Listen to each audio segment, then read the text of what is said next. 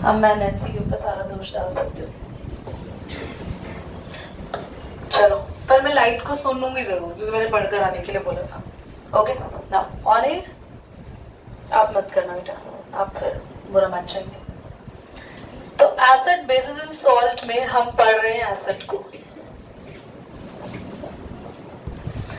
Okay, तो acid basis and salt में सबसे पहले हमने एसिड के बारे में प्रॉपर्टीज तो पढ़ ली थी सारी। लास्ट प्रॉपर्टी आज हम पढ़ रहे हैं एसिड का कोरोसिव नेचर होता है। कोरोसिव मतलब कभी देखा एसिड आपकी स्किन पे गिर जाए तो क्या होता है? क्या हो जाता है? बाल जल जाते हैं। स्किन पे बाल वैक्स करा रखे हो तो स्किन जल जाएगी। हाँ, स्किन जल जाती है। कपड़ों पे गिर जाए तो कपड़े जल जाते हैं। जमीन पे गिर जाए तो इवन तो जमीन पे भी स्पॉट हो जाता है। कभी देखा तेजाब गिरे जमीन पे? यस और नो? तो ये बहुत कोरोसिव होता है। All the acids are very corrosive in nature. ठीक है। दूसरा अगर हम पढ़े एसिड के बारे में कि एसिड्स में क्या कॉमन होता है, जल्दी से देखना। सब एसिड्स में क्या कॉमन होता है हम पढ़ रहे हैं। What do all acids have in common? तो बच्चों H+ ions are common in acids, are common in acids. जैसे HCl, इसमें से 2 आयन निकलते हैं, H+ और ये क्या है, कौन से आयन है? H2SO4। अगर इस वाले एसिड को देखो तो इसमें भी कौन से आयन है? H+ और SO4 2-। कौन से आयन दिख रहे हैं, जल्दी बोलो। H+, HNO3, H+ और NO3-। कौन से आयन आ गए? CH3 COOH, H+।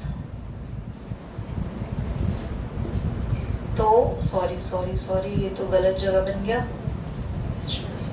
तो हमने देखा सभी एसिड्स में कौन से आयन कॉमन होते हैं? H+ आयन, इनको बोलते हैं हाइड्रोजन आयंस। तो इसका मतलब एसिड्स हमेशा डिसोसिएट होते हैं, जब टूटते हैं, जब ब्रेक होते हैं तो एसिड से कौन से आयन रिलीज होंगे बच्चों? H+ ion. जल्दी से बना लो पहले फटाफट अपने नोटबुक में, जल्दी क्विकली। बताया कि एसिड्स ना कभी भी पानी के बिना अपना इफेक्ट शो नहीं करते। जल्दी से देखो बच्चों क्विकली, ये लिखवाया ना मैंने आपको हेडिंग। हाँ, acid do not show acidic behaviour in without water. Check करो। हाँ देखो जरा, आपने क्लास एक टेस्ट ट्यूब ली और यहाँ ना सोडियम क्लोराइड है NaCl, और आप इसमें डाल रहे हो H2SO4। क्या डाला आपने? H2SO4। तो इसके बाद है ना, इसमें से एक गैस बाहर निकलेगी जो होगी HCl। कभी भी NaCl की रिएक्शन किससे होगी? तो कौन सी गैस बाहर निकलती है? अब हम इसके पास लेकर आए एक litmus paper, blue litmus paper, और हमें पता है कि HCl ब्लू लिटमस पेपर को किस कलर का कर देता है? बोलो। एसिड ब्लू लिटमस पेपर को रेड में चेंज करता है। गधो पढ़कर आया करो तुम लोग। एसिड ब्लू लिटमस पेपर को, पर ये पेपर चेंज होगा या नहीं होगा जितेश? कौन बताएगा क्लास के अंदर? मैंने लिखवाया है, अगर ढंग से पढ़ते हो तो बोलो। HCl वाटर के साथ रिएक्ट करता है? नो। HCl अपना इफेक्ट दिखाएगा या नहीं प्रप्रीत? नहीं दिखाएगा, क्योंकि HCl कहने को एसिड है, पर ये कैसा है HCl? गैस। गैस का मतलब है ये ड्राई है, बिल्कुल पानी नहीं है इसमें। पर लिटमस पेपर ब्लू है। Only turn red when it is wet, जब ये गीला होगा। क्यों? क्यों ये गीला होगा तो ही रेड में कन्वर्ट होगा? Because HCl is dry, HCl dry है यहाँ पे, तो इसीलिए ये लिटमस पेपर तभी रेड होगा जब ये गीला होगा, खुद इसमें पानी होगा। अगर आप नॉर्मल पेपर डाल रहे हो लिटमस पेपर बिना गीला, और अगर ये ब्लू से रेड हो रहा है, तो इंडिकेट होता है कि HCl कैसा नहीं होगा, ड्राई नहीं होगा। या तो HCl में पानी हो या आपका लिटमस पेपर वेट हो, पानी होना चाहिए, तभी एसिड अपना इफेक्ट दिखाता है। We have two type of acid Dipanshu Khanna, ध्यान से देखो, हमारे पास टू टाइप के एसिड होते हैं, स्ट्रॉन्ग और वीक। एक एसिड जो स्ट्रॉन्ग होते हैं उनको हम लोग ना तो अपने डेली यूज में खाने पीने ऐसे किसी भी चीजों में यूज नहीं कर सकते, क्योंकि वो एसिड हमारे स्किन के लिए, कपड़ों के लिए कोरोसिव होते हैं, जहां भी गिरेंगे पूरा जला देंगे वो जगह को। क्यों जला देंगे? क्योंकि वो एसिड जो होते हैं जहां भी गिरते हैं ना, वहां से सारा पानी एब्जॉर्ब कर लेते हैं, पानी जल गया तो स्किन पूरी एकदम राख हो जाएगी, ड्राई, खत्म। स्ट्रॉन्ग एसिड और वीक एसिड की डेफिनेशन क्या है, ध्यान से सुनना, पूरी क्लास का ध्यान यहाँ होना चाहिए, वरना कुछ समझ में नहीं आएगा। अभी हमने पढ़ा था कि एसिड ब्रेक होके अपने आप को किस में कन्वर्ट करते हैं, आयंस में। किसमें? Strong acid